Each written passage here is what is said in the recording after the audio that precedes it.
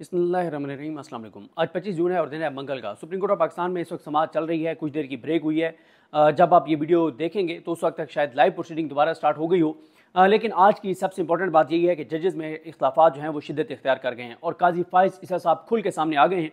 और वैसे भी आज सुबह जब 3 जजेस जो है उन्होंने हलफ उठाया, जस्टिस मलिक शहजाद अहमद खान साहब ने, जस्टिस शाहिद बिलाल साहब ने और जस्टिस अकील अब्बासी साहब ने। उस वक्त हम वहाँ पे सुप्रीम कोर्ट में मौजूद थे और काफ़ी वहाँ पे वकला के साथ हमारी मुलाकात हुई, बातचीत हुई और इन नए जजेस पे भी बात हुई।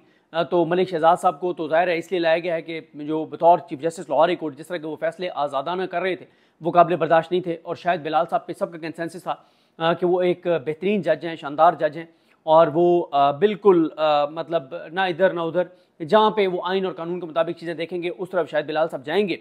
और अकील अब्बासी साहब ज़ाहिर है उनका मेरिट बनता था और वो आगे। तो वहाँ पे वकला के साथ बात हुई कि किस तरह से देख रहे हैं। हर जगह आजकल हम जहाँ जाते हैं, जहाँ बैठते हैं, डिस्कशन एक ही होती है और वो होती है कि मखसूस नशस्तों के केस में क्या होगा। तो वकला की ये राय थी। उनका ये वकला का ये कहना था कि काजी फाइज ईसा साहब ईद से पहले जब ये समातें हुई थी तो परेशान थे, लेकिन ईद की छुट्टियों में कुछ ऐसा हुआ है कि अब काजी फाइज ईसा साहब कॉन्फिडेंट हैं कि अक्सरियत उनके साथ है।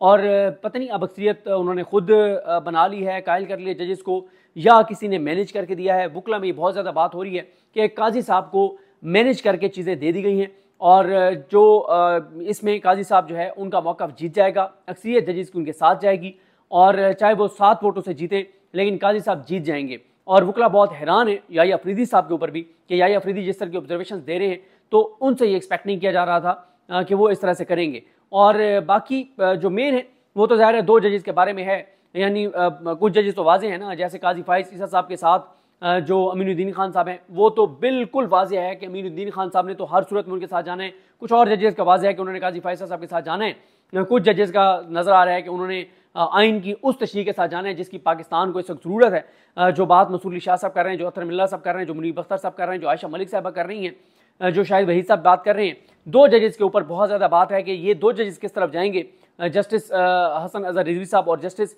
मोहम्मद अली मजहर साहब। मोहम्मद अली मजहर साहब जो हैं वो बल्ला छीनने वाले बेंच का हिस्सा थे, तो इसलिए उनके बारे में भी यही है कि वो भी काजी साहब के साथ जाएंगे, चाहे वो उनके उससे एग्री करते हो ना करते हो। इस तरह की बातें वकला में बहरहाल होती हैं। तो हसन अजहर रिजवी साहब जिस तरह के सवालात कर रहे हैं उसके मुताबिक तो हसन अजहर रिजवी साहब जो है वो उस मौक़िफ़ के करीब नज़र आ रहे हैं जो आइन की उस तशरीह से मुतालिक है जो अतर मिल्ला साहब बात कर रहे हैं, जो मंसूर अली शाह साहब और मुनीब अख्तर साहब बात कर रहे हैं। लेकिन बहरहाल जी देखते हैं चीज़ें किस तरह आगे बढ़ती हैं। लेकिन एक बात तो तय है कि काजी साहब खुल के सामने आ गए हैं, क्योंकि ये केस बरारास्त काजी साहब के मफादात के टकराव का है, काजी साहब की एक्सटेंशन का है। हुकूमत जिसने काजी साहब को एक्सटेंशन देनी है, काजी साहब बहुत जल्दी में नजर आते हैं और अभी तक तो काजी साहब इसी मूड में है कि वो इलेक्शन कमीशन ऑफ पाकिस्तान के साथ खड़े हैं। लेकिन अतर मिल्ला साहब ने आज खुल के वो भी सामने आ गए। अतर मिल्ला साहब भी आज, अतर मिल्ला साहब ने जो गुफ्तगू की है, जो उन्होंने रिमार्क्स दिए हैं वो बहुत इंपॉर्टेंट हैं। अतर मिल्ला साहब ने एक तो आज कह दिया है कि सुप्रीम कोर्ट ऑफ पाकिस्तान ने सुप्रीम कोर्ट के जजेस ने जो है वो अपनी आंखें बंद की हुई हैं और हमने जो है वो अपना सर रेत में दबाया हुआ है। पूरे पाकिस्तान में जो इंसानी हकूक़ की पामालियाँ हो रही हैं उस सारी इंसानी हकूक़ की पामालियों का पूरी सुप्रीम कोर्ट को नजर आ रहा है, लेकिन सुप्रीम कोर्ट इसके ऊपर खामोश है। और उन्होंने कहा कि हम इससे बरी ज़िम्मा जो कुछ हो रहा है नहीं हो सकते। बल्कि उन्होंने तो यहाँ तक कह दिया अतर मिल्ला साहब ने कि उन्होंने कहा कि हम अपने जो हलफ है उसकी खिलाफ वर्जी कर रहे हैं। जो कुछ इस मुल्क के अंदर इंसानी हकूक़ की पामालियाँ हो रही हैं, जो जबरी गुमशुदगियाँ हो रही हैं, मीडिया के साथ जो कुछ हो रहा है, जो आवाज़ें दबाई जा रही हैं, इस सब पे हमारी खामोशी जो है वो उन्होंने कहा है कि हमारी खामोशी जो है वो इस तरह से है कि हम एक सहूलतकार बने हुए इस निज़ाम के। और अतर मिल्ला साहब ने कहा कि लोगों का इंतखाबी अमल पर जो है वो एतमाद होना चाहिए, सियासी इंजीनियरिंग नहीं होनी चाहिए, इलेक्शन शफाफ होने चाहिए। अगर इलेक्शन शफाफ नहीं होते तो इसका मतलब है कि हम अपने हलफ की खिलाफ वर्जी कर रहे हैं। मंसूर अली शाह साहब भी कहते हैं कि ये मामला पीटीआई का नहीं है, सुन्नी इत्तेहाद कौंसिल का नहीं है, करोड़ों वोटर्स की राय का है। उन्होंने जो अपनी राय दी, जो उन्होंने वोट दिया। अतर मिल्ला साहब ने कहा कि मैंने कल ही तजवीज़ दी थी कि सुप्रीम कोर्ट को 8 फरवरी के इंतखाबात पर 100 वोट लेना चाहिए। सुप्रीम कोर्ट में 8 फरवरी के इंतखाबात के हवाले से पिटीशंस आ चुकी हैं। पिटीशनर नाम नहीं लिया उन्होंने, लेकिन इमरान खान साहब की तरफ इशारा किया, क्योंकि इमरान खान साहब ने नैब तरमीम केस में कहा था कि वो केसेस आप नहीं लगा रहे। तो उस पर अतर मिल्ला साहब कहते हैं कि पिटीशनर यानी इमरान खान ने खुद हमें आगाह किया कि इस अदालत ने वो पिटीशन ज़ेर इल्तवा रखी हुई हैं जो इमरान खान ने दायर की हैं। तो अतर मिल्ला साहब ने सवाल उठाया कि इस अदालत ने वो पिटीशन क्यों ज़ेर इल्तवा रखी हुई हैं, हम क्यों उन पिटीशन को नज़रअंदाज करके महदूद सतह पर ये अपीलें सुन रहे हैं। अच्छा, अतर मिल्ला साहब ने जब ये कहा कि सुप्रीम कोर्ट के पास दो इख्तियारात हैं जिनका मैं जिक्र कर चुका हूं, 184(3) और 187 का मुकम्मल इंसाफ, उनके ग्रेट पावर्स हैं सुप्रीम कोर्ट के पास। सुप्रीम कोर्ट को इन इख्तियारात का इस्तेमाल करना चाहिए। तो आज काजी फाइज ईसा साहब को डिफेंड किया है और खुल के सामने आए हैं जस्टिस अमीनुद्दीन खान। उन्होंने अपना वोट अपना वो पहले भी खैर हर मामले में वकला कहते हैं कि अमीनुद्दीन खान साहब तो जो काजी साहब कहेंगे वो ही करेंगे, और इतने ज्यादा वो काजी साहब के क्लोज हैं कि वो कभी भी वकला कहते हैं कि अपना माइंड अप्लाई नहीं करते अमीनुद्दीन खान साहब, और वो कहते हैं उनका तो किसी मामले में कोई अपना माइंड नहीं है, वो वही बात करते हैं, वही चीज कहते हैं, उसके ऊपर दस्तखत करते हैं जो काजी साहब कहते हैं, और वकला उनकी कंपिटेंसी पे भी सवाल उठाते हैं। लेकिन जाहिर है वो सुप्रीम कोर्ट के जज हैं कि उनमें शायद इतनी सलाहियत अपने अंदर नहीं है कि वो अपने फैसले इस तरह से लिख सकें, तो इसलिए वो काजी साहब जो फैसले लिखते हैं उस पर साइन कर देते हैं। गो कि मैं इसे इत्तेफाक नहीं करता, जो हाई कोर्ट इतना अर्सा रहे सुप्रीम कोर्ट के आप जज हैं तो उनमें अहलियत और सलाहियत तो है कि वो लिख सकते हैं। लेकिन जाहिर है हर एक जज का अपना एक माइंड होता है कि वो किस जज के साथ जाना चाहता है। तो अमीनुद्दीन खान साहब डिसाइड कर चुके हैं कि उन्होंने हर मामले में काजी फाइज ईसा साहब के साथ जाना है। इसलिए कोई एक भी वकील, यानी अगर हमने 200 वकीलों से पूछा है, 200 लोगों से, सुप्रीम कोर्ट से रिलेटेड लोगों से पूछा है कि कौन सा जज कहां जाएगा, तो 200 का कंसेंसस है कि काजी साहब अगर अकेले भी रह गए तो एक जज जो उनके साथ जाएगा वो जस्टिस अमीनुद्दीन खान है, वो हर सूरत में काजी फाइज साहब के साथ जाएंगे। तो अमीनुद्दीन खान साहब ने कहा कि ये 185 के तहत आई हुई अपील, हमने उसको महदूद उस पर सुनने, तो उन्होंने यानी जवाब दिया अतर मिल्ला साहब को कि ये हम 184(3) के तहत नहीं सुन रहे, 187 के तहत नहीं सुन रहे, हमने उसी महदूद उसके ऊपर रहना। और अतर मिल्ला साहब बार बार कह रहे हैं हम इसको महदूद क्यों कर रहे हैं, इसको ये मामला महदूद उस वाला नहीं है, आप इसमें सुने, आप जो, बल्कि उन्होंने तो कल भी कहा था कि इस केस के साथ लगाएं 8 फरवरी के धांधली वाले केसेस। अतर मिल्ला साहब ने कहा कि अतर मिल्ला साहब ने जब ये सवाल किया, ये इशारा कि हम क्यों नजरअंदाज कर रहे हैं, क्यों नहीं वो केसेस लगा रहे, तो मखदूम अली खान साहब कहते हैं कि मैं बहुत एहतराम से कहूंगा कि आप मुझसे बेहतर जानते हैं कि इस सवाल का जवाब मैं नहीं दे सकता, इस सवाल का जवाब किसी वकील ने नहीं, आप जजेस ने देना है कि क्यों कोई केस ज़ेर इल्तवा है और उसको नहीं सुना जा रहा। तो काजी साहब इस मौके पे भी मखदूम अली खान साहब को कहते रहे आप आगे बढ़ें, आप आगे बढ़ें, आप आगे बढ़ें, टोकते रहे, हम मफरूज़ों पे नहीं जाएंगे। फिर अतर मिल्ला साहब ने बात करनी शुरू की तो फिर काजी फाइज साहब ने उनको टोक दिया। तो यहाँ पर जमाल खान मुंतखिल साहब आए काजी साहब को रेस्क्यू करने, उन्होंने एक और सवाल पूछा और तवज्जो सारी उधर डाइवर्ट कर दी। इस तरह से आज जो है वो यानी एक जज काजी साहब को रेस्क्यू करने के लिए आए, जमाल खान मुंतखिल साहब, अमीनुद्दीन खान साहब खुल के आ गए काजी साहब के हक में और उन्होंने सख्त जवाब दिया एक तरह से अतर मिल्ला साहब को। उसके बाद जस्टिस आयशा मलिक साहबा ने यह सवाल किया, उन्होंने कहा कि नून लीग को 17 सीटें मिली कौमी असम्बली में, मखसूस नशिस्तें 10 और दे दी गई, तो मुतनासिब नुमाइंदगी के तहत उनकी 17 बनती थी, 10 और किस चक्कर में दे दी, तो फिर आप कैसा कह सकते हैं कि मुतनासिब नुमाइंदगी है। और फिर अतर मिल्ला साहब ने सवाल किया मखदूम अली खान साहब से कि ये बताएं कि पीटीआई को पीटीआई नजरियाती के लिए अप्लाई क्यों करना पड़ा था, तो मखदूम अली खान साहब ने कहा जी मुझे नहीं पता। तो अतर मिल्ला साहब ने कहा कि ये वो तल्ख हकीकत है जिसका सबको पता है और आप कह रहे हैं कि आपको पता नहीं है।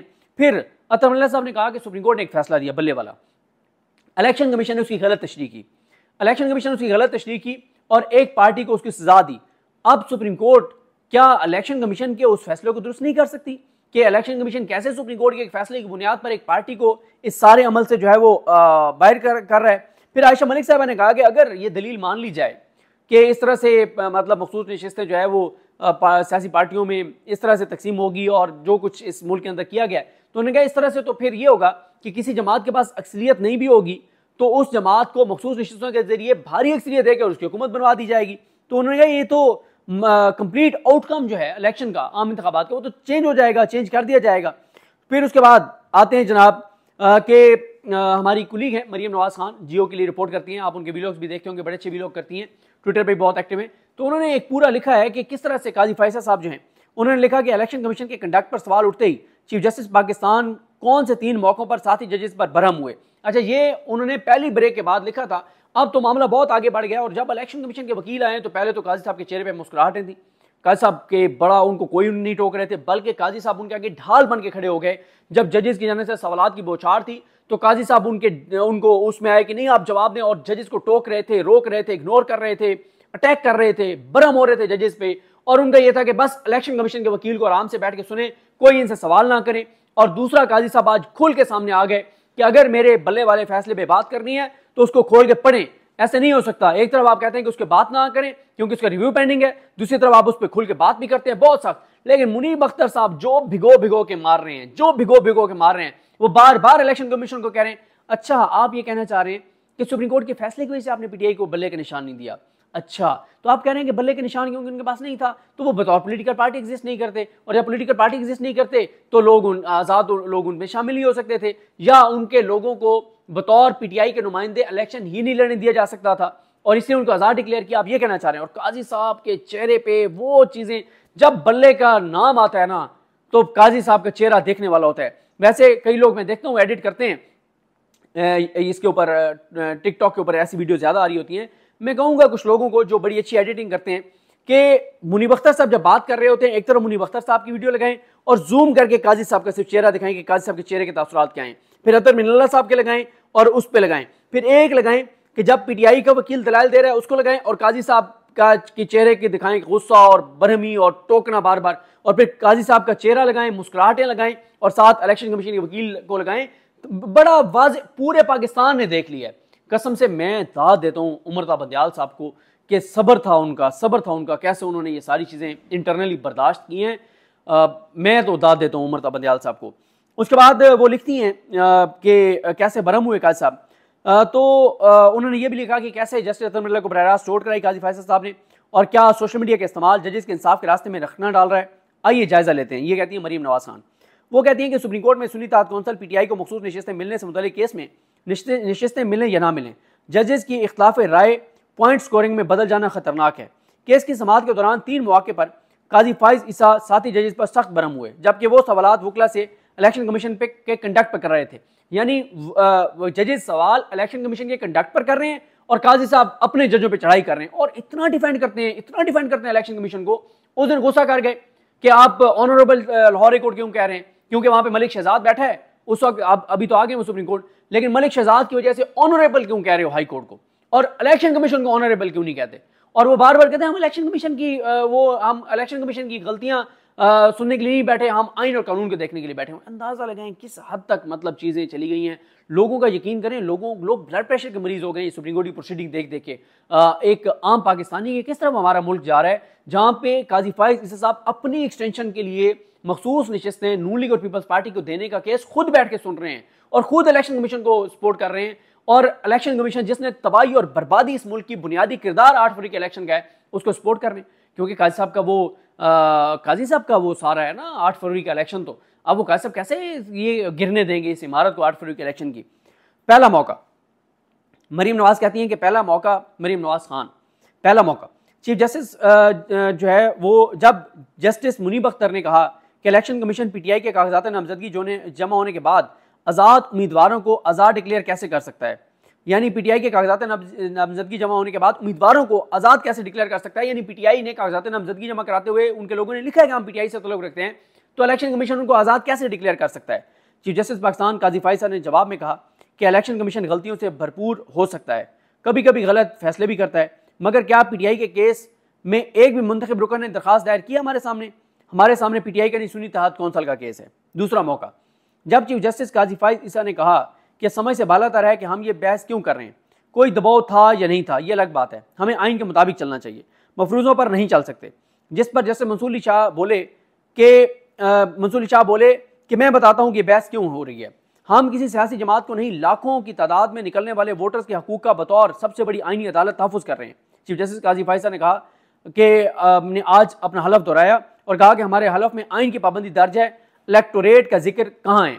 तीसरा मौका, जब जजेस इलेक्शन कमीशन के कंडक्ट पर सवाल उठा रहे थे तो जस्टिस मंसूर बोले अगर मेरे सवाल का एक एक सवाल है कि एक नशिस्त सियासी जमात और बाकी असम्बली आज़ाद हैसियत में जीत कर आए तो 70 मखसूस नशिस्तें एक नशिस्त पर मिलेंगी या नहीं।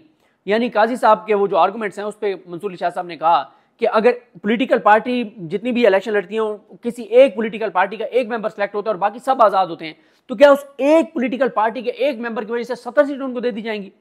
तो उस पर काजी फाइज साहब ने जवाबी रिमार्क्स दिए, समझ नहीं आता हम आइन को दोबारा लिखने की कोशिश क्यों कर रहे हैं, क्या आइन ओल्ड फैशन है, अगर है तो जाकर तरमीम कर लें, आर्टिकल 5 के तहत हर शख्स आइन का पाबंद है। फिर वक्फे से पहले जजेस के पैदर पैर सवालात पर जस्टिस काजी फाइज ईसा ने मखदूम अली खान को मुखातिब करके कहा कि आपको बुरा ना लगे कि जब भी जमहूरी हुकूमत आती है तो हम सब छुरियाँ लेकर निकल पड़ते हैं, और जब डिक्टेटर आता है तो हम सब जमहूरी हुकूमत आती है तो हम छुरियाँ लेकर निकल पड़ते हैं, जब डिक्टेटर आता है तो वजीर या अटार्नी जनरल लग जाते हैं।